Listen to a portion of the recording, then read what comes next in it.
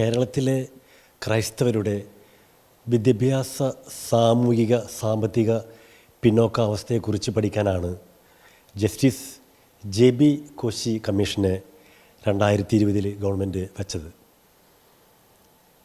നീണ്ട 3 വർഷമായിട്ടും നമുക്കറിയാം ഈ കമ്മീഷൻ്റെ റിപ്പോർട്ട്, ഇതിൻ്റെ കരട് ശുപാർശകൾ ഈ റിപ്പോർട്ട് സമർപ്പിച്ചിട്ട് 4 മാസമായിട്ടും പുറത്ത് വിടാതിരിക്കുന്നത് കൃത്യമായി പറഞ്ഞാൽ ക്രൈസ്തവരോട് ചെയ്യുന്ന ഏറ്റവും വലിയ ഒരു അനീതിയായിട്ടാണ് ഞാൻ കാണുന്നത്.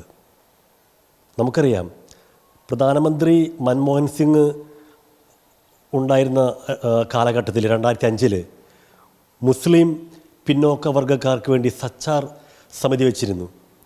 20 മാസത്തിനുള്ളിലാണ് ആ റിപ്പോർട്ട് ലോകസഭയുടെ മേശപ്പുറത്ത് വയ്ക്കുകയും അതിന് നടപടികൾ തുടർ നടപടികൾ ഉണ്ടായിട്ടുള്ളത്.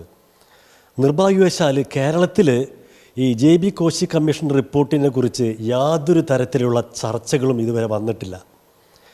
ഏകദേശം 4,87,000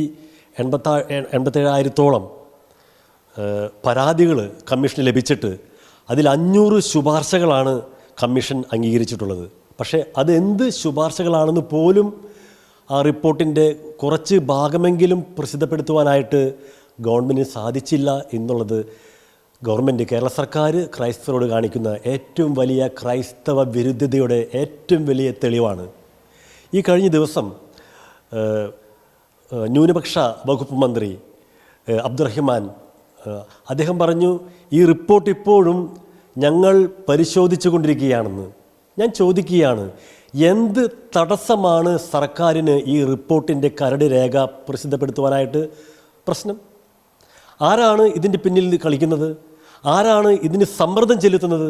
എന്തെങ്കിലും പിൻവാതിൽ സമ്മർദ്ദങ്ങൾ ക്രൈസ്തവരുടെ പിന്നോക്കാവസ്ഥയെക്കുറിച്ച് പഠിക്കാനുള്ള കമ്മീഷൻ്റെ റിപ്പോർട്ട് പ്രസിദ്ധീകരിക്കുവാനായിട്ട് ഗവൺമെൻറ്റിന് എന്ത് തടസ്സമാണുള്ളത്? നിരവധി സംഘടനകൾ ഇതിനോടകം രംഗത്ത് വന്നിട്ടുണ്ട്. എന്തുകൊണ്ട് ഗവൺമെൻറ് ക്രൈസ്തവ ക്ഷേമത്തിന് വേണ്ടിയുള്ള ഈ റിപ്പോർട്ട് പ്രസിദ്ധീകരിക്കാനോ തുടർ നടപടികൾ എടുക്കുവാനോ ഗവൺമെൻറ്റിന് സാധിക്കുന്നില്ല എന്നുള്ളത് ഏറ്റവും വലിയ അനീതി, ക്രൈസ്തവരോടുള്ള ഏറ്റവും വലിയ അനീതിയായിട്ട് ഇപ്പോൾ പൊതുസമൂഹത്തിന് നേരെ വന്നിരിക്കുകയാണ്.